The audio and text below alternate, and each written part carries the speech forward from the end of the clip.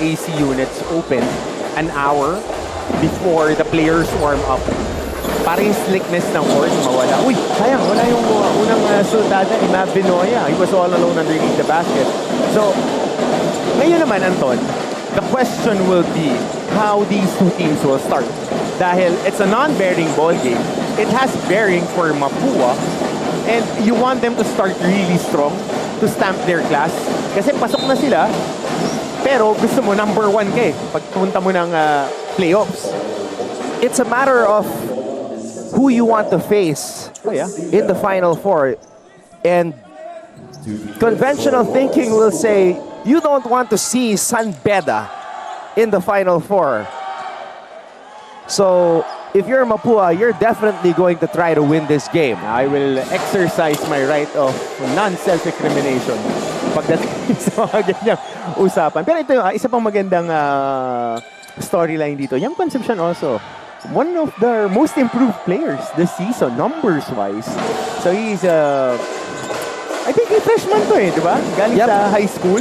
So sila ni Chris Rubilla are top tier candidates for Freshman of the Year. Now, in the case of Chris Rubilla, I don't know how you classify him. Ay, ano to freshman to? Kasi hindi siya enrolled. He wasn't done with his high school when he moved to State U. He needed to finish his high school years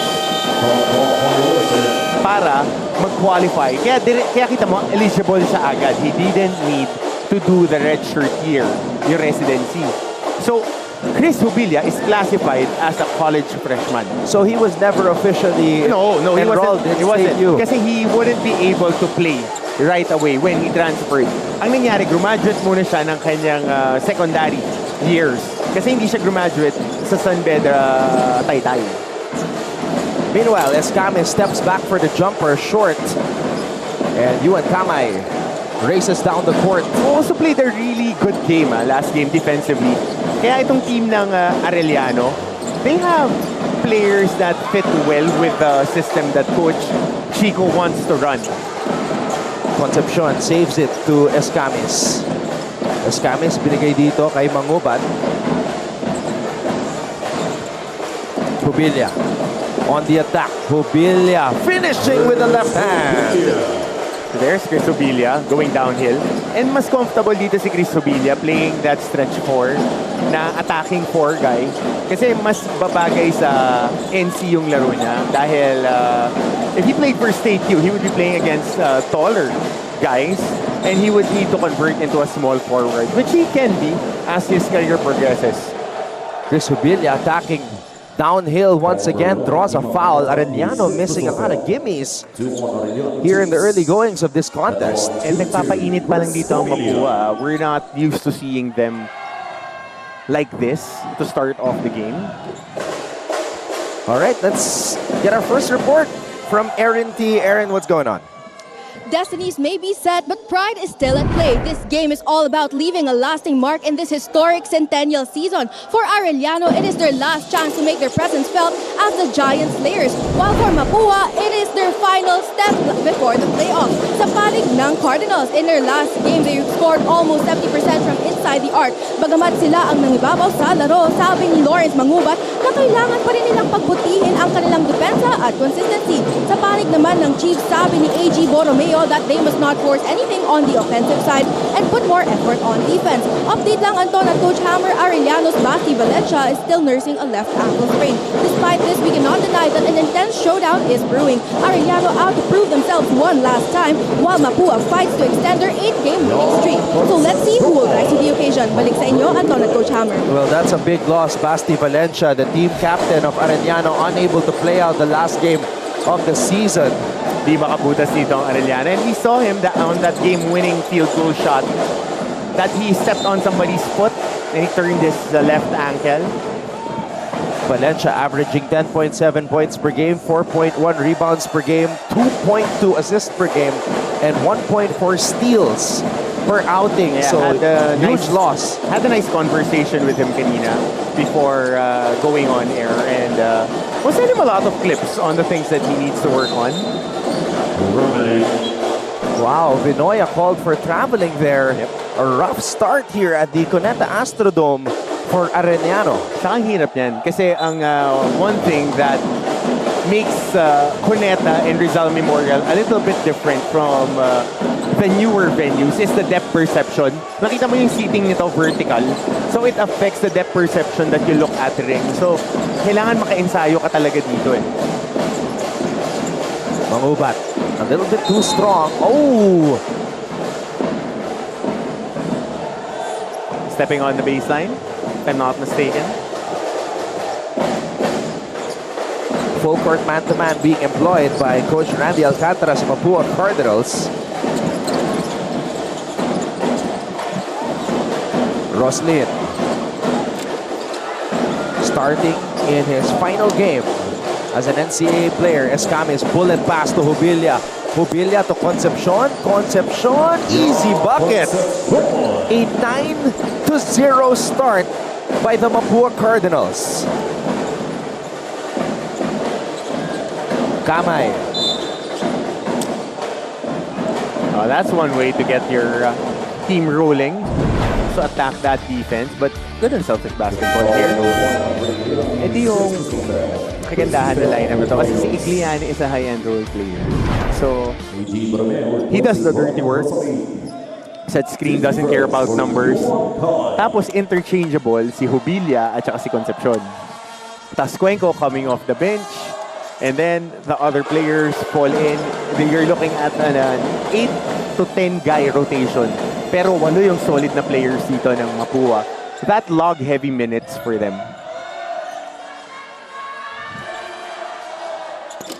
Kamay, 1 for 2. Makakalog yung mga tira dito ng Arellano.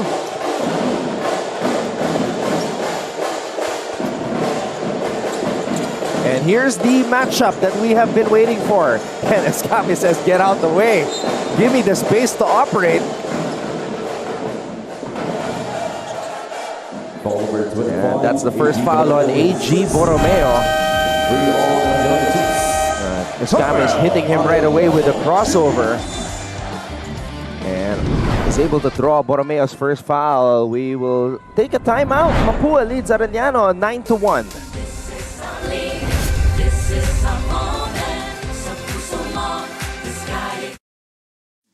Kilalang-kilala ngayon si Carlos Yulo sa kanyang double gold sa Paris. Pero alam nyo ba na mayroon nang naunang Carlos na naglaro sa Olympics na tubong NCAA? Siya'y walang iba kundi si Carlos Caloy Loizaga na nagpa-champion sa San Beda Red Lions ng 3 beses noong 1950s. Lumahok si Loizaga ng 2 beses sa Olympics, pati na rin sa Asian Games, FIBA Asia at FIBA World Championships kung saan nagkamit siya ng maraming gintong medalya.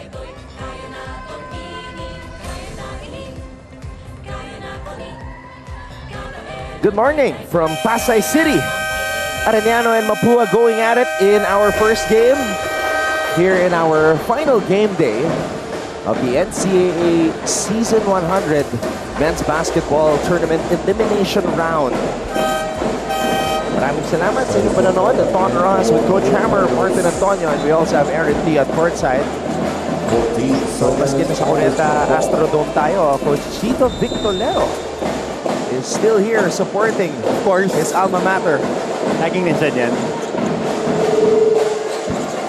Igliane launches one. Too strong. Borromeo. Borromeo. Igliane with a rebound. Cyrus Cuenco has come on for Clint Escamis. Jubilia. Jubilia. Good pass. Oh. Good intention.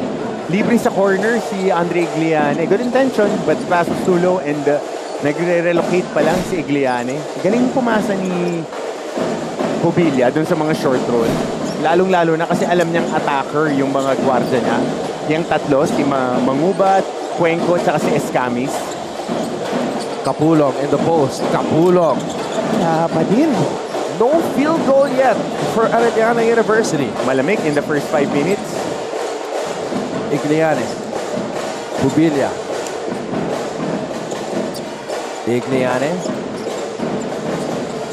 Concepcion against the much smaller Ongotan. Concepcion could not convert.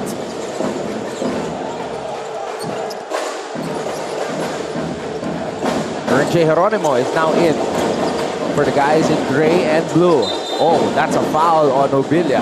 Sumaya tayo landing ni Timak Ongotan after that rebound. Sukatin. Ito muna yung foul. Kay Mavinoya ni Chris Obilia.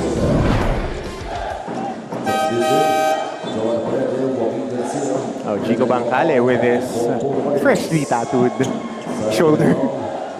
Bago eh. Pansin mo?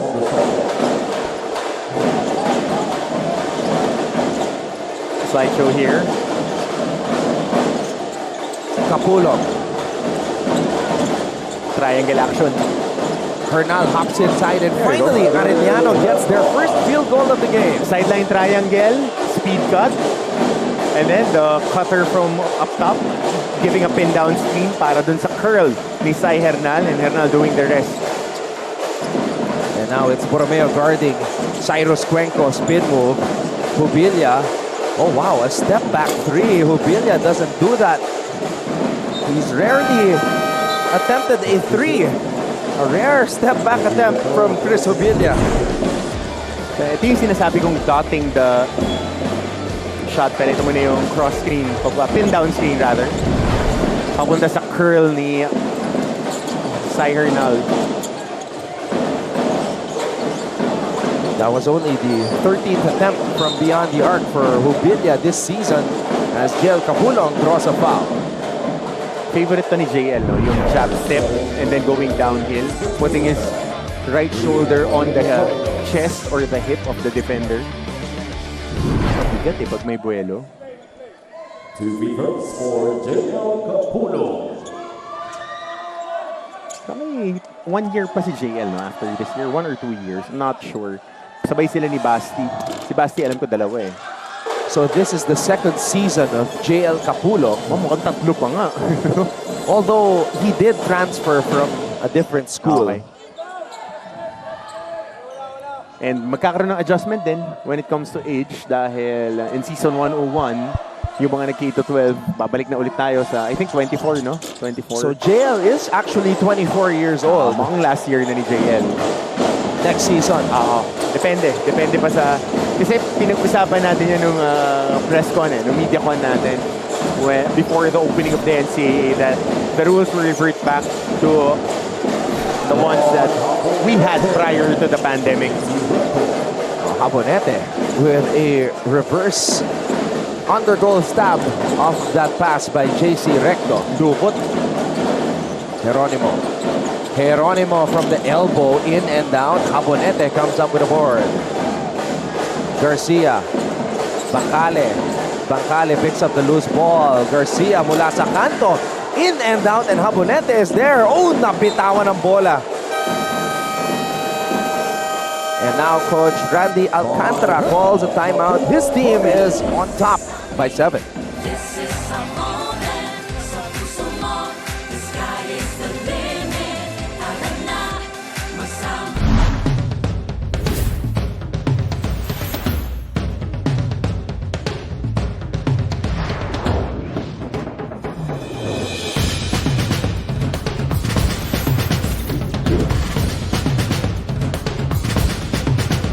Hindi mawawala yung pressure kasi baguhan yung yung team namin, madaming nawala, madaming mga rookies. Pero syempre hindi kami magpapadala sa pressure na yun. Malaking adjustment kasi. You're back with us live from the Cuneta Astrodome in Pasay City as we take a look at Basti Valencia, who turned his right ankle in their last game. So unfortunately unable to suit up for his team. Sayang hindi pula yung sombrero, no? Fred Durst. Kasi retro Saturday tayo ngayon eh.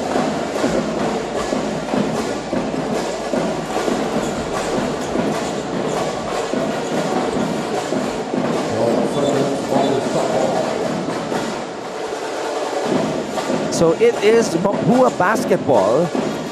Laki din pala nung Abiera, no? Halos yung tangkad nung Recto for a wing guy. Tangkad eh.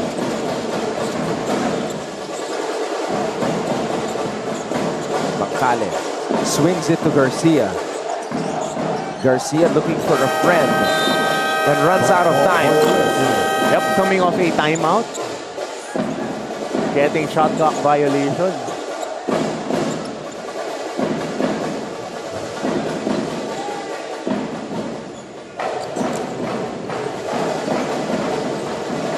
Hernal. And that's a 5-second violation on Cyril Hernal. A little tit for tat. Getting a stop here was Mapua.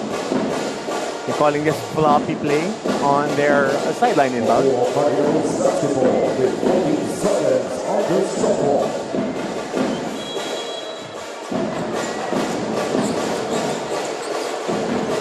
Cuenco pops out. Calling for a pick. Cuenco. Good active hands on that blitz. Geronimo. Bitin. Apiera saving that loose ball. Libang. Libang. Good swing. Hernal. All day. And he drains the three. Very impressed ako dito with Hernal, etong si Geronimo. Madidiin maglaro, saka madidiin dumipensa. So alam mo na yung kakalabasan nila next season na yan yung magiging foundational pieces. Tapos itong si Abiera pa is really creating a role for himself as an off-the-bench scorer. Ito itong Hernal kasi wing to na nagka-4 dito sa team nila. And when he was in high school, he was really a wing defender. Now, converted. 4, gano'n naman kung saan ka makakalaro. Substitution. Urgent available for Renzo Piero. Linabas agad si Renzo Apiera. And in their first meeting, he scored 18 points in the first half, if I'm not mistaken. 5 3-pointers. AG to Libang. Libang with a crossover and the takeaway by Waki Garcia.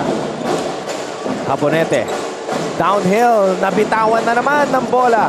That's the second time he just lost the ball.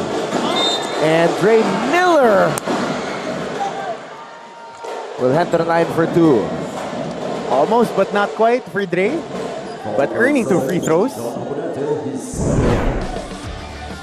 Ito yung magiging trajectory nitong Arellano if I am looking into the pieces that they have. So Mapinoya, small forward. Cyril, small forward. Borromeo, Geronimo, Kamay, Miller. Isa lang yung legit big man nila, Kapulong, that they rotate in and out. Magiging up-tempo team that will be pressing a lot. Bagay sa college. And especially in the NCAA, we don't have really dominating big guys that are really, really tall. Except for Alan Liwag, ito si Kapulong, tsaka si Bismarck Lina. Tatatlo lang yan. And next year, may mga darating din. So, this will be a team that will be a tough out next season, just like this season.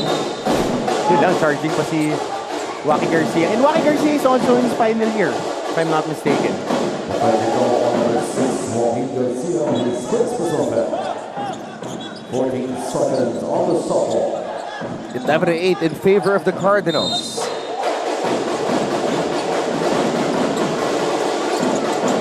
Libang. Libang hand off to Ernje. Miller calling for the screen. Miller. Hernal. And Bancale comes up with the board. Bancale. Bancale will head to the line for 2.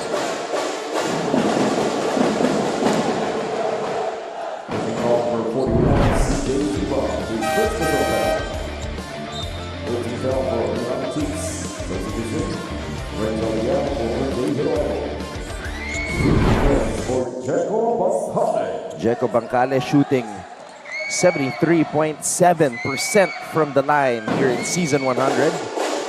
Steady role player. Plays his role really well. tough out din when it comes to defense. Sacrifices his body. Can defend bigger guys. Kaya yung mga assets mo papunta ng Final Four.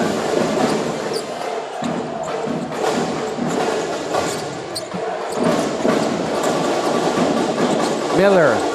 Oh! I think 2 shots coming up. Good split here. By Dre, nga, sa braso. Sundot. That's the second personal foul on Chris Lugulia. So he and Habonete both have 2 fouls each.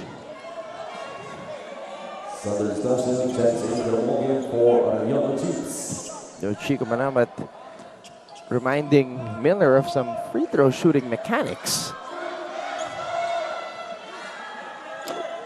There we go. And Estacio being inserted in a ball game for the first time. This ball game. Maganda makakuha tayo ng update kasi si Timac Ongotan is so walking gingerly on the sidelines after that rebound play kanina. It's either an ankle or a hip. So we'll see kung ano sasabihin ng kanilang training staff.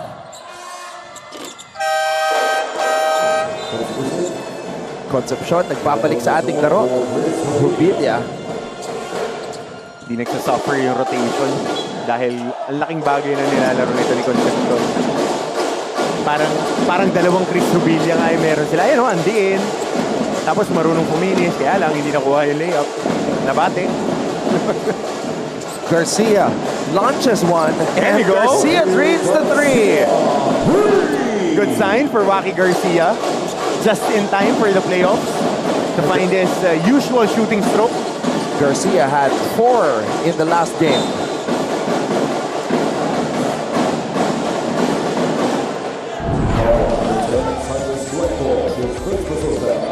Another foul committed by Mapua.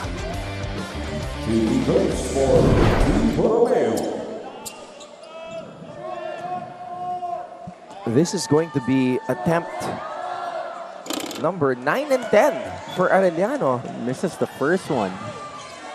How many misses do they have? 5? Nakalima na ba silang mintes? That's the 4th miss. First time kasi nilang nag 2 of 2 kay Dre Miller. So they're 5 of 9 at this point. Ayun, 4. You don't want to be shooting at There you go. 70%. 70 to 80%. Kasi freebies yan eh. Sayang. Pero pina-closer ball game than what it is right now. Knock it down. Garcia grabs his own miss. Low box out on the corner crash. Bancale, a good line. Good flick of the wrist for Bancale. Sander Estacio has come on for Arellano.